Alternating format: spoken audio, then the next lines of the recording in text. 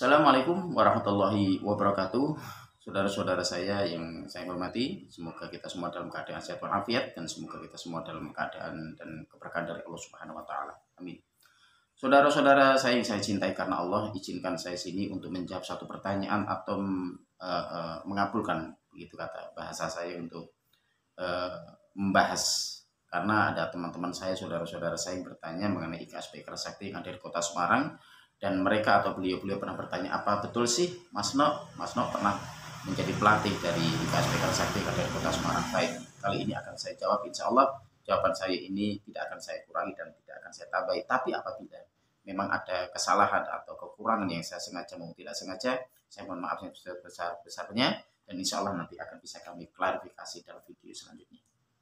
Saudara-saudara saya, pada tahun 1995, alhamdulillah saya sudah menjadi warga IKSP Sakti. Saya anak didik dari beliau yang terhormat Bapak Iksan Ashari yang ada di Talun, Ombo, Kecamatan Batu Retno, Wonogiri, Jawa Tengah sana. Alhamdulillah.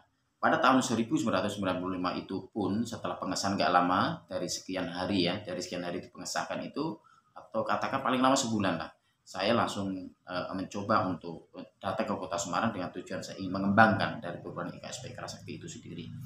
Di saat itu juga memang kita tahu sendiri di tahun-tahun itu 95 mungkin HP atau handphone itu tidak merajalela seperti ini, hampir semua orang punya gitu ya.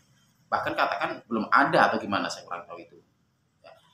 Itu saya menelpon oleh guru kita ya, orang tua kita atau guru kita yaitu Bapak Radha Toto Kindarto yang ada di Madiun sana. Saya bertanya kepada beliau, Pak Totong, apa di Kota Semarang itu IKS masih ada? IKSP Sakti sudah ada di Kota Semarang? Beliau menjawab, belum ada Mas Ketno. Alhamdulillah pada saat itu pun saya dimintai datang dan datanglah saya ke sana. Alhamdulillah saya bertemu dengan beliau Bapak Totong dan Ibu Totong yang ada di Jalan Merpati nomor 45 Madiun, Jawa Timur. Rumah yang sangat sederhana, mohon maaf ya, sangat sederhana dan sangat bersih ya.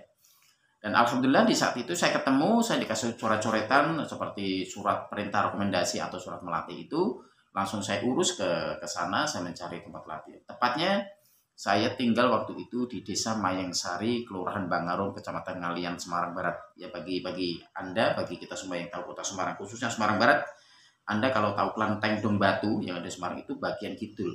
Kidul itu selatan ya, itu ada desa yang mentok sampai ke sungai, itu namanya Desa Mayangsari, Kelurahan Bangarum, Kecamatan Ngalian, Semarang Barat. Saya tinggal di situ.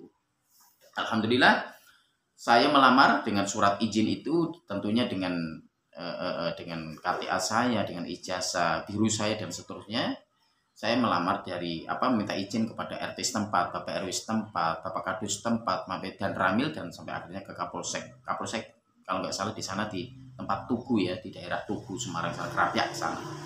Nah, waktu itu 2 minggu, 3 minggu saya memang belum mendapatkan tempat latihan. Tapi akhirnya saya pertama kali saya diizinkan tempat melatih atau latihan yaitu di lapangan Sekolah Dasar Negeri Manyaran.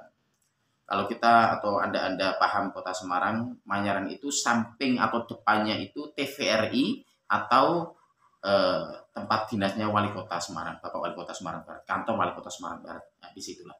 Alhamdulillah di saat itu saya murid pertama ada 105 orang, insya Allah kurang lebih 105 orang. Itu terdiri dari anak SD dan anak umum dari kanan kiri. Karena apa? Lapangan SD itu kami pinjam untuk latihan, beserta untuk mengisi untuk sekolahan itu SD, tapi orang luar pun diperbolehkan ikut begitu. Hingga akhirnya IKS itu berjalan.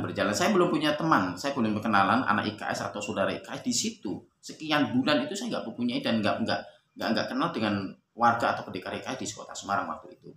Akhirnya singkat cerita berjalanlah di situ. Karena teman, saudara, famili saya banyak di Kota Semarang, khususnya di desa itu. Karena mohon maaf, saya sendiri kelahiran dari Kota Semarang. Saya anak keempat dari 4 bersaudara dan saya ini anak yang paling bontot atau anak yang terakhir. Saya berjalan dan ngobrol lah dengan teman-teman saya, saudara-saudara saya yang ada di Semarang itu, ada di Margosari, ada di Gunung Kebu namanya, nama kampung itu ada Gunung Kebu. Itu juga Manyaran juga itu ada. Ternyata di setiap jendela mereka, setiap pintu mereka itu ada stiker ya, ada IKS Kerasakti itu. Tapi yang ada keanehan di situ bagi saya agak asing sedikit. Karena IKS ini yang saya tahu adalah IKS PI Kerasakti dari Pusat Madiun, yaitu Bapak Raden Taufik Darto. Mungkin yang kita tahu seperti itu ya. Tapi kenyataannya saya setelah bertanya kepada teman-teman saya, saudara-saudara saya, mungkin seumur saya waktu itu, bahkan kakak-kakak saya, kita sharing-sharing, kita saling mengenalkan IKS PI Kerasakti saya, dan di situ ada tulisannya IKSPP. Jadi di situ maksudnya Putra Putri Indonesia. Putra Pertiwi ya, IKS Putra Pertiwi Kerasakti. Dari situ saya bertanya kepada saudara-saudara seumur saya, Mas atau Bro itu bahasanya, Bro, punya tuh IKSPP itu apa maksudnya? Dan guru besarnya siapa itu? Nah, kami saling bertanya, akhirnya mereka itu mengatakan Ikatan Keluarga Silat Putra Pertiwi Kerasakti. Guru saya adalah guru Bapak Sugeng ya, kalau nggak salah, pun mohon maaf, Bapak Sugeng dari Madiun kalau nggak salah. Gitu. Terus saya waktu itu saya juga menjawab, oh enggak, kalau nggak salah itu Bapak Sugeng itu murid guru saya loh itu. Siapa? Bapak Raden Taufik Darto yang dari Madiun. Enggak, wah saya itu apa itu? Kalau Bapak Raden Taufik Darto itu adalah murid pertama dari guru saya Bapak Sugeng. Ya begitu lah, terus saling debat. Akhirnya saya langsung menelpon. Maksudnya 1 hari kemudian saya menelpon dengan beliau, Bapak Raden Taufik Darto. Saya bertanya, Pak, katanya IKS belum ada Pak di Semarang. Ya memang belum ada. Kenapa? Ini kok ada IKS PP yang mengaku begini. Oh itu, udah biarin aja Mas Karno, gitu kata beliau. Biarin aja, selama dia tidak mengganggu, selama mereka tidak membuat rese, apalagi mengganggu perguruan kita, ya udah biarin. Kalau sampai mengganggu, saya akan turun. Masya Allah, Pak Toto pernah mengatakan seperti itu kepada saya waktu itu tahun 95 ya, 95an gitu. Akhirnya ringkas cerita saya berjalan. Udah cerita itu akhirnya kami tidak banyak debat, dan saya ibaratnya ya udah kamu saya selama tidak mengganggu. Saya ingat wejangan dari Bapak Totong itu, guru kita. Berjalannya waktu IKS itu semakin banyak ya, semakin bertambah, dan di lain waktu tanpa kami sadari itu ada saya mendengar dari berita anak IKS PI Kerasakti membuat onar di satu dalam bis yang jurusannya bis Gunung Pati ke jurusan Karangayu. Nah, kita paham ya, dari Gunung Pati ke Karangayu, bis tanggung itu. Saya nggak percaya, tapi ini saya dengar semakin kencang berita itu. Akhirnya di dalam waktu tiap latihan itu saya kumpulkan anak-anak saya itu, kurang lebih ya 105 orang itu. Saya tanya, ternyata mereka tidak pernah membuat ulah, apalagi di jam dan waktu atau di tempat yang sudah kami sebutkan. Apa pernah di antara kalian membuat onar di dalam bis ini, di tempat ini, kira-kira jam ini, dan apalagi kamu mengaku dari IKS PI Kerasakti? Akhirnya mereka tidak mengaku, dan memang tidak melakukannya. Akhirnya saya penasaran, saya tanya, langsung saya datangi tempat latihan dari IKSPP. Alhamdulillah saya paham betul daerah situ. Saya datangin ke tempat latihannya IKSPP Putra Pertiwi Kerasakti itu dengan guru besarnya Bapak Sugeng itu di tempat Krapia. Kalau kita tahu tol Krapia itu keluar ya, kalau kita dari Solo ataupun dari mana kita keluar tol Krapia ya, itu ambil kiri itu kan jurusannya ke Jakarta tuh. Kalau ambil kanan itu kan ke Semarang kota, ke Bandara Ahmad Yani dan seterusnya. Tapi kalau kiri itu ada pom bensin sebelah kiri, 50 meter ke depan itu ada gang masuk, itu tempat latihannya IKS PP Putra Pertiwi. Nah di situ akhirnya kami cerita dengan guru besarnya kepada beliau, kepada Bapak Sugeng kalau nggak salah insya Allah. Itu akhirnya kami saling bercerita. Akhirnya salah satu dari anak IKSPP itu mengakui kalau dia telah melakukan sesuatu kesalahan di dalam bis itu. Inti ceritanya adalah bukan IKSPP Kerasakti yang membuat onar, tapi dari IKSPP waktu itu ya. Akhirnya kami pun saling memaklumi dan saling memaafkan. Berakulan bahkan saya banyak belajar ilmu dari beliau Bapak Sugeng.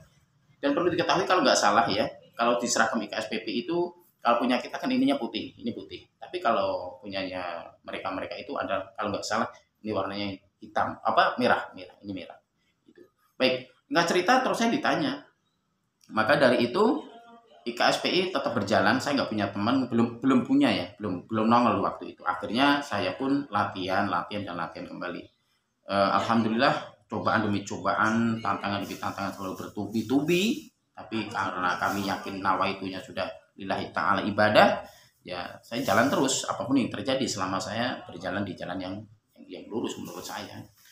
Dan saudara-saudaraku, dari tahun 95, 96, 97, ya 97 sampai 98, sampai saya mendengar 97 kalau nggak salah, itu guru kita Bapak Radha Kintarto itu meninggalkan kita semua telah wafat.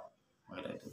Tapi alhamdulillah selama itu saya telah ya cuma bisa mengesahkan 5 orang kalau nggak salah, 4 warga dan 1 pendekar, 1 sabuk merah kalau nggak salah, namanya Edi Isnowo kalau nggak salah, belakang atas masjid Mayang Sari itu.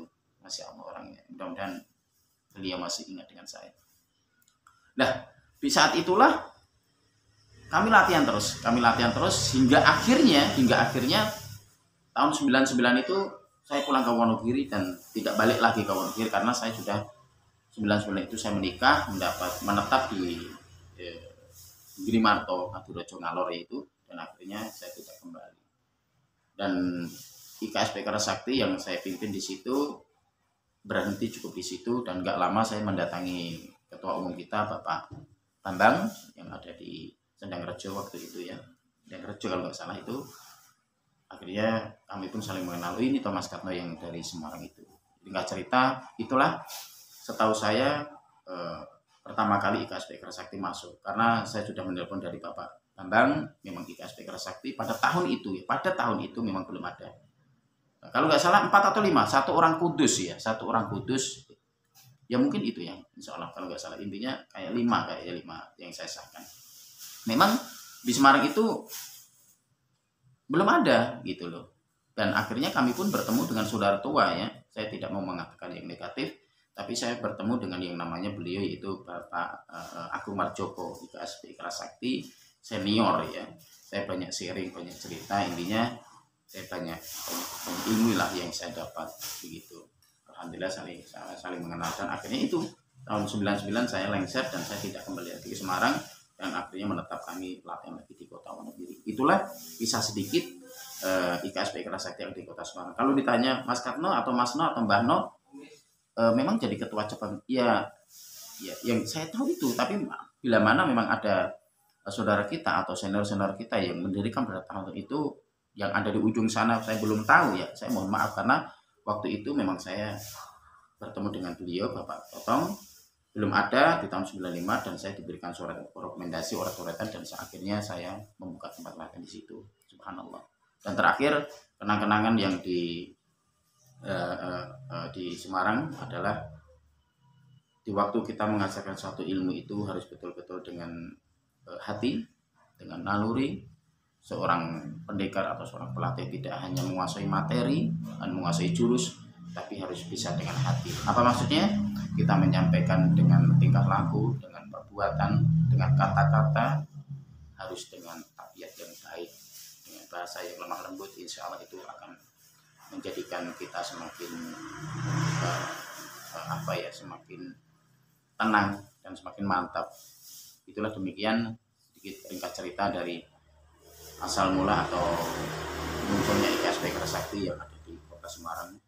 Mohon maaf bila mana ada kesalahan, dan insya Allah akan kita teruskan bila mana ini dibutuhkan, akan saya bersambung di episode selanjutnya. Terima kasih. Assalamualaikum warahmatullahi wabarakatuh.